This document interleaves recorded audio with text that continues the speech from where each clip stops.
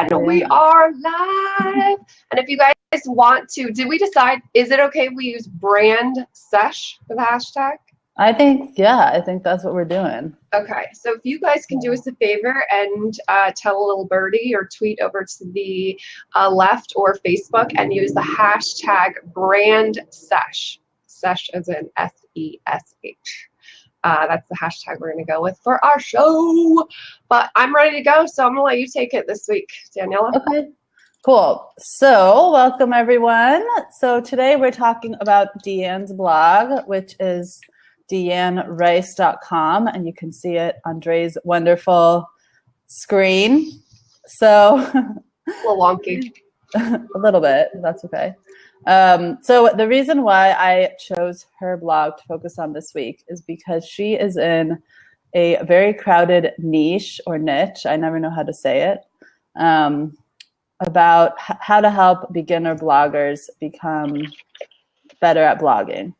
And so she asked us how to make her brand recognizable everywhere online, and how she really wants to start making money teaching new bloggers how to blog. So I thought it would be an interesting thing to talk about, because I know that in the blogging world today, so many people want to start blogging in a very crowded space.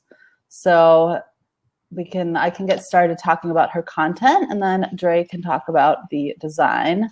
And Dre, while I'm talking, if you want to add anything, you're welcome to. Sure. So yeah. Definitely. All right. I just posted the link again in the chat because I know it got kind of lost. So again, it's deannerice.com, and it is in the comments right now. So if you guys want to open that up in another tab, you'll be able to follow along. Yeah, and if you guys feel like you agree with what I'm saying, that sometimes you worry that you're in a crowded niche, then just say I do in the comments, and maybe we can start a conversation about that too. So what I noticed about Deanne's blog, she has a very welcoming voice, and it's clear that she really cares about her readers, because if you look at her comments, most of them are very involved and long, and she responds to all of them very with her own really long comments. So it's really clear that she really cares about her readers, and she cares about what she's blogging about. So my main thing that I noticed, though, is that I felt like the writing in her blog was a little bit it didn't seem to have as much of a unique voice as it could. So I didn't really feel like I completely got to know her. So that's one thing that I would recommend for any blogger who's trying to stand out, is to put a little bit of your quirkiness into your blog posts. And that can be as simple as sharing what your favorite drink is, sharing a random fact about you that stands out, just kind of weaving your own unique self into your blog. And I think that, Dre, you do this really well because you have like your own language, basically, that you've incorporated into your blog. So I don't know if every blogger would find that to be an authentic strategy, but I do think for Deanne that she can think about rereading some of her posts and saying, how would I phrase this in a unique way? Does that make sense? Yeah, I agree. Yeah. And I think an exercise to help with that is to, oh no, there's a echo again. Oh, no. But I think what might be really helpful is to read that. I don't know why it does it only on this show, Daniela. I don't know. Maybe we're jinxed here. I don't know. Hold on. Let me try this. Anyway, I think an exercise that would be really good for you, Deanne, is to read that post to a friend and really just summarize it, like so that you can start to see the words you actually use. And then go back and kind of infuse it. So make it more of just like you're explaining something to your friend, and then be conscious of the words that you're actually using and the tone and where you're pausing and that sort of stuff. It is a process to find your writing voice, but it makes so much difference in people being able to really connect to you really quickly. Yeah, and something that I've done with clients is I would have them read a sentence that they wrote and then say, can you make this more like how you would write it? So one person was writing about Facebook, and she said something like, Facebook feed, like the Facebook business is hard to get into. And I was like, well, how would you really say that? And she said something like, Facebook, it's kind of a shit show or something like that. That was a lot Exactly. I was more, just gonna say, like, this is, personable. this is crazy shit up in here. Exactly. Like, Exactly. we don't want that like really polished professional voice. Like, that's really the difference between blogging and writing. You know what I mean? Yeah. And I think even though everyone says write like you talk, and I even noticed that Deanne wrote that in one of her posts, sometimes you might write in a conversational tone, but that's not the same thing as writing the way that you actually talk. So exactly. I think there's a distinction there. So are you guys, I was just gonna ask, like, is anybody else struggling to find the writing voice, or do you have any tips? Like, definitely throw those in the comments right now, and let's talk about that, because I know that's a big struggle for a lot of bloggers. Yeah, definitely. I'd love to see what you guys have to say about that. So another thing that I think that every blogger in a crowded niche needs to do is to get really specific. And so I think that with Deanne's blog, Helping Bloggers, I see that a lot of her posts cover different parts of blogging, like my blog loads slow, Pinterest, how to upload a video. So there's just a lot of random posts. And I think that is a lot, like if you look at some older blogs, that works for them because they've been around for a long time. But when you are a newer blogger, and I know that Deanne, that you've been blogging since 2011, so your blog isn't brand new, but I think that it would help to figure out what your superpower is. That's part of why this is called Superhero Sessions, because Dre and I think that every blogger has a superpower. So figure out what your superpower is, whether that is helping new bloggers figure out how to build relationships, or whether it's getting the setup right, or whatever it might be. And then see if you can get a little bit more focused with how you help people. Because when you get focused, you start to become known for something. And that's when the magic starts to happen. And I personally am working on doing that even more with my own brand, which we talked about in our mastermind group. So I can totally relate to that issue, but I think that it's something that Deanne, that you can look into. So I'd love to hear what you guys think as well about the idea of getting focused, because I know that for some people, it's really hard to find that focus because they really want to write about everything. And it's kind of, I talk about that you should date your focus, and you should try different, you should try out different focuses, see how they feel. And then when you find one that fits, stick with it. So yeah, so that is, so Dre, do you have anything to add to that idea? No, I think that you nailed it. I think that the real piece that Deanne is missing is personality, and making that her brand really authentic to her. I mean, if you're going to go with your name, if this is really going to be a personal brand, anytime you do that, you are by default putting the burden of showing yourself, infusing yourself. I mean, if you want to be the brand, if you want to be the face of the brand, then you have to put some shit out there to let people know who you are.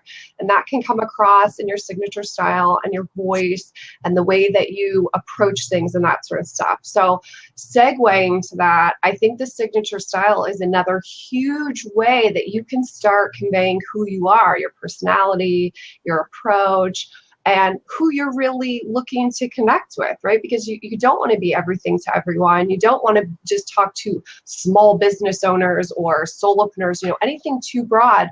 We all come in different sizes, shapes, colors. You need to talk to exactly who that is. So when it comes to your signature style, I want to give you some tips that will help you. First, I know that you're part of Daniela's community, so I'm not sure if you're on my list, but I would highly suggest that you go to my website and grab my quick and dirty guide to branding for solopreneurs, because it outlines all the assets and all the ingredients you need for your signature style. Right, so this will help you create all the different assets. I know that you talked about your color palette, so I want to start there. You definitely have this purple thing going on. I'm going to guess that that's kind of like a favorite color or some shit, like that color speaks to you. Great. Make that your iconic brand color. Okay, but what you want to do is you want to create an entire color palette. Okay, and that's going to consist of 4 to 6 colors. If you want to go ahead and man the chat for me, Daniel, I know there's some stuff going on in there. Okay, perfect. Thank you. So what you want out of the color palette, 4 to 6 colors. You have, let's say you're going to go with purple for your iconic brand color. You're going to want another color that's your accent color. Actually another color or 2 that are accent colors, and you're going to want a color, so that's 3. You're going to want a color that is for your action color. Okay, so this is going to be the color that you make all your links, everything that's clickable, all your buttons, all your calls to action, everything that people can take further action on, right? That's what that color's for. And then you're going to just want a really basic dark and light. Light 99% of the time is a white, and the dark can be, you know, a charcoal or a brown or a navy or something like that. So I want you to work on really creating a full branded color palette, which will help you create better usability and really draw your user's eye to certain things on your website, because you're going to use color very strategically. Okay, and right now everything is purple, and so honestly my eye is like this all over the page. Like I'm all over because nothing's really truly drawing my eye in, and that's what a color palette will help you do. Also, I want you to work on creating a font theme. So you have different fonts going on everywhere. You've got them in different fonts in your guide. You've got different fonts in your header, in your blog images. You want 3 fonts, and that's it. Okay, you want a headline font, you want an accent font that I usually choose some kind of script or handwritten looking font, and then you want a really nice, clean, readable body font. Okay, so work on those 2 things above all else. And then the last thing I want to talk to you about is your images, because I know you mentioned that I use a pattern and you're not really sure how to do that. That's going to come when you build your signature style, right? Your pattern isn't a one-off, just like your color palette isn't, your fonts are. Everything needs to go together, all right? That's why I want you to get that guide, because it really explains this whole thing. But when we're talking images, I have to kind of lay down the law here, all right? There's 2 things. 1, take the shadow off your images. It's not really doing anything. It actually makes things look a lot more amateurish. 2, look. Those little white guys, I know they're super easy to use. I know you can get memberships on image sites that have 1,020,000 of these little fuckers, but I'm going to be honest with you. Okay, maybe if you were talking to a corporate type client, maybe you could get away with these white guys. Okay, but the truth is they have no personality. They don't explain anything about you. They don't really help you convey anything. They don't really help you evoke any emotion. So I want you to rid yourself of those white people. Okay, like how do you feel about that, Daniela? Like those little white people, because to me they're very early 2000s. They're very like before we had all these tools and all this available stock photography. And it just looks really, really old school, outdated, and stagnant for me. What do you think, Daniela? Because of what she's writing about, which is starting a blog, I think that when you write about blogging, you have to be a little bit more cutting edge, and your blog has to look pretty polished to grow that trust. And so the little white guys, yeah, they look like they're kind of from the 90s or something, and that's not what you want that's not what you want to look like when that is your niche. No, you don't want that to represent you. And Haley's asking what I mean by the white guys. I guess if that was out of context, that could be a little funny. If you go on to Deanne's blog, Haley, you'll see all her blog images have those little, they don't have faces to them. They're just these white guy characters, or they have white girls, and they're holding up, you know, phones, or they write little messages, but they're all these faceless white characters. And that's kind of exactly what I mean. Like, this is a faceless brand for me at this point. And what we're telling, like what everything is wrapped around, is that you need to put yourself out there, and you really need to convey with your voice, with your content, and with your visuals, who the hell you are, what the hell you stand for.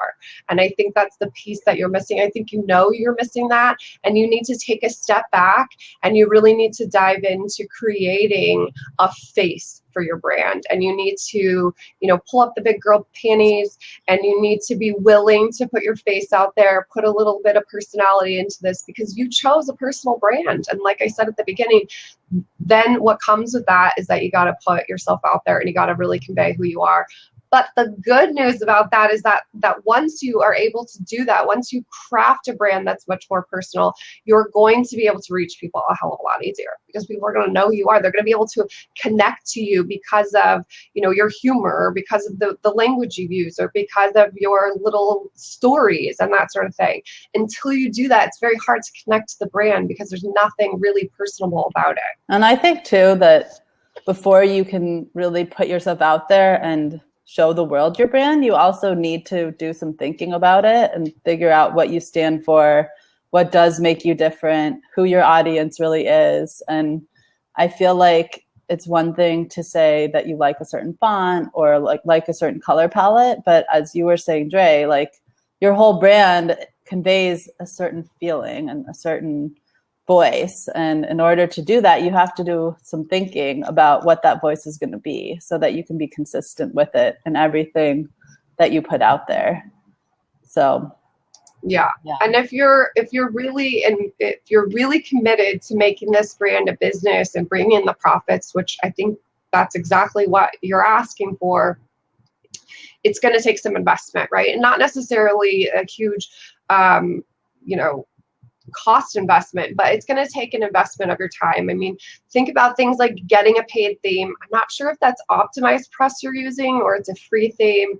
But again, put your signature style together. Create a unique look, a look that is all you. And that happens because of all the ingredients you choose and how that combination comes off, right? So yeah, another blogger who's super popular may use purple, but they're not going to use that purple with the same font theme you are, with the same look of their images that you are, with the same look at your website. So like Daniela said, take a step back, go to what I call the discovery phase, and start doing some serious tough love and soul searching for yourself. Figure out what you do want to be defined for. Figure out what you do want the vision and look and style and feel of your brand to be. And then start doing some inspiration. Start finding the things that resonate with those attributes that you defined, and then get your ass going on building those assets, and then infuse the hell out of your brand. You're there. You've got what you need. It's just, you have to invest some more of your time, and it can be tough and painful, but that's really what is going to help you stand out and get that visibility and exposure that you're desperately wanting right now. And I also think it can be fun. It can be fun to think about what you care about. Oh, hell it can be painful, but it can also, you can play around, make a Pinterest board of images that speak to you, and figure out what you care about and what really drives you and turns you on, and then put it out there. Or before you put it out there, do some of the thinking. Get Dre's guide that I put the link to in the comments. Yeah, I saw it. Thanks. And go for it. Sweet. So does anybody out there, I don't think Deanne was able to make it here today. Usually we want to get the hot seats on and live with us in case you have any questions, but I don't think she's here, right? Yeah, I don't see her here. So if anybody wants to jump on with us, or if you have any questions that you want us to answer, pop those in a comment or request a seat, and we're happy to answer those questions. Let's see. Oh, and then one last tip for Deanne while we're getting someone on is, think about, I love this. I took Mariah's Fuck Yeah Funnels course, which is amazing, besides the name being amazing. The course is amazing, but I liked that. One of the biggest takeaways was how she kind of helped you pick a niche. And she said to think about your obsession in life, right? Like Danielle's cupcakes, mine's booze.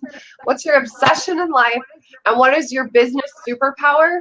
And then that equals your niche. So for me, that's why it's like badass solopreneurs. It's like ones that are unapologetic, ones that don't fit, their square peg in the round hole, like ones that are ready to break the rules and get shit real and don't follow the trends and are ready to be brave and all those things.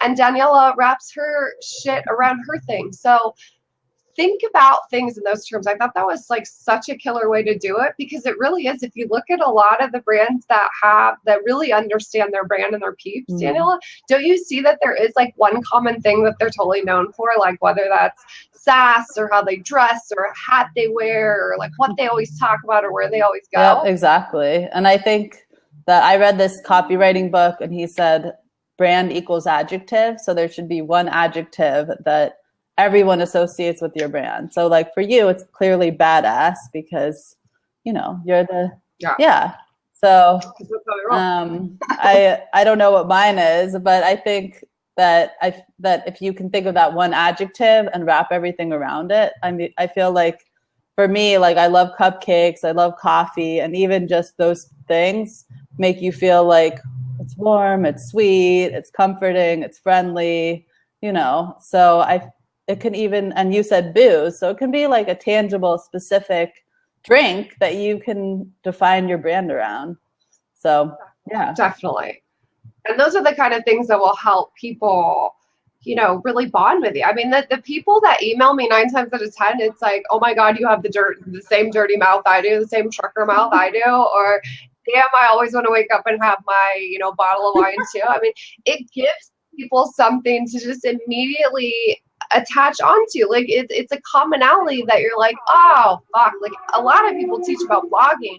What's your thing? What's your spin on it? What's your personality? Like what sets you apart? That's what you have to bring to the forefront, and that's what you have to infuse in everything. So I think, like I said, everything that we've sort of talked about today, Daniela, is really like get your personality, style, and face out there, and your content and the look are exactly how to do that.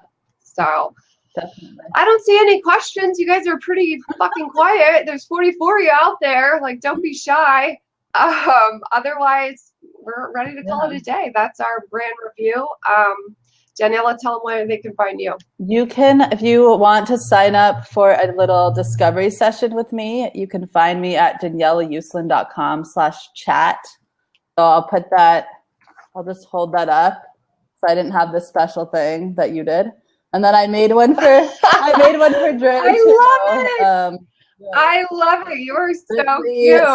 /branding-mentorship is Dre's, where you can get her mentorship. So yeah, I love that. Just connect with us and we can help you figure out your superpowers and do the same thing for your blog. So Haley loved that too. That was awesome. We're old school. We just hold up shit.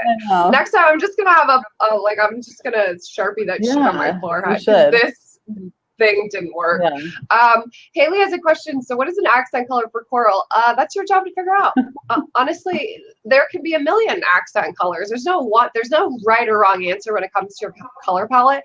It's what conveys your personality and your style. So do you like really bright colors? Do you like really muted colors? Do you like natural colors? Are you a beachy kind of girl? Are you a hike in the mountains? Are you, I can't answer those kind of questions for you.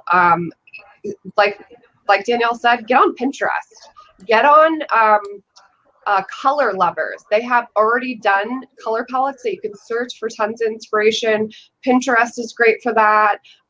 One of my favorite tools is Adobe Color.cc, and that allows you to upload photos, and it will pull color palettes. It will pull, I think, 6 color palettes out of that photograph. So again, if you have photos of party setups or, interior design or nature or whatever the hell it is, you can get your color palette straight out of there. So I'm sorry that I was such a shithead with that answer, Haley, but that's the honest to God truth is I can't answer that question for you. You have to go figure it out. You have to go find it because this is about you and your brand. So hope that helps. It goes back to what we were saying too about like, you're not just going to pick an arbitrary color. It's going to be wrapped around who you are, your brand. So sorry to interrupt you, but I just wanted to throw that in there. So It's yeah. perfect, and thanks for putting that link in there. So I think that's it for us today. Daniela told us where you can find us. We are very appreciative that you came live. Remember, if you do want one of these free brand reviews for yourself, sorry, I'm pulling up the link because, of course, I don't know Yeah. what the hell I made I it. should have written that on my little piece of paper I too. know. But, I will post that in the comments, and it will be in the description as well. All you need to do is go to that blog post. There's 5 questions in there.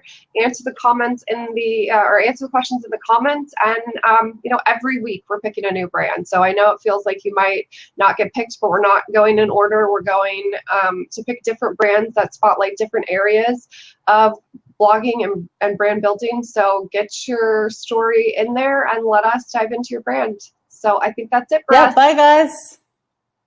Later. See you next week. Same time, same place. See ya.